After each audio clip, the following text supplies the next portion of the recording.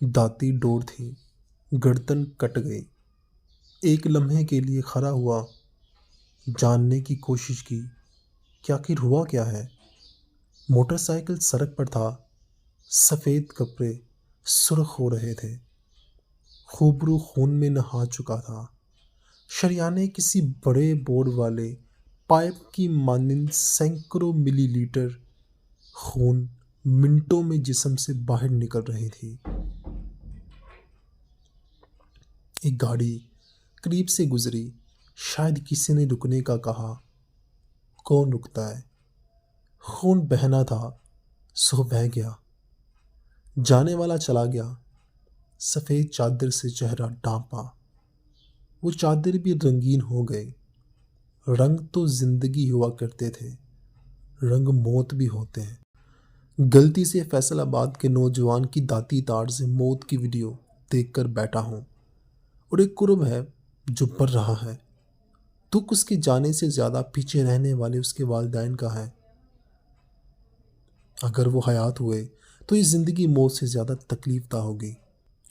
औलाद को जन्म देने से लेकर जवान होते देखना, उम्मीदें बांधना, उनकी आवाज़ सुनकर जी उठना, और फिर एक दिन उनका जनाजा बूढ़े कंधों पर रख कर दूर छोड़ आना, ये तो गन की मानंद अंदर से खाली कर देता है। दिन तो कट ही जाता है, रात होती है, और औलाद का खाली बिस्तर नजर आता है। लेकिन खैर, जाओ पसंद मनाओ। कौन सा तुम्हारा कुछ लगता था? तुमने तो नहीं मरना, तुम्हारे पास तो कार है। इसमें दाती डोर दाखिल नहीं होती। जो ये आला कत्ल तुम बना रहे हो, बनाते रहो। पेट भरने के लिए कर रहे हो। इसकी आग फिर भी नहीं बुझने। और जिन्हें ये सब रोकना था, ओह, कैसे हिसाब दोगे यार? ऐ पतंग बनाने वालों और उड़ाने वालों, मुझे बताओ, कैसे जवाब दोगे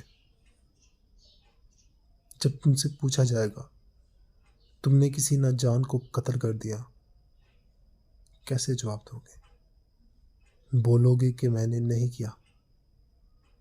ये बोलोगी? क्या होता है कि कोई गटर में गिर कर मर जाता है, कोई डोर फिरने से कत्ल हो जाता है, किसी को डाकू उड़ा जाते हैं, किसी को गंदा पानी मार गया। ये सब ह्यूमन एरर्स की वजह से हुआ, जो बिल्कुल दुरुस्त की जा सकती थी।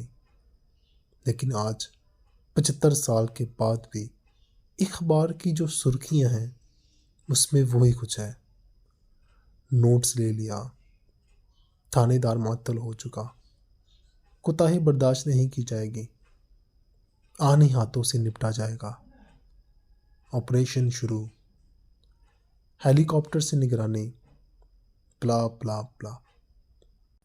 खैर, ये देखी, वीडियो देखी, इसके बारे में सुना, बहुत दुख हुआ।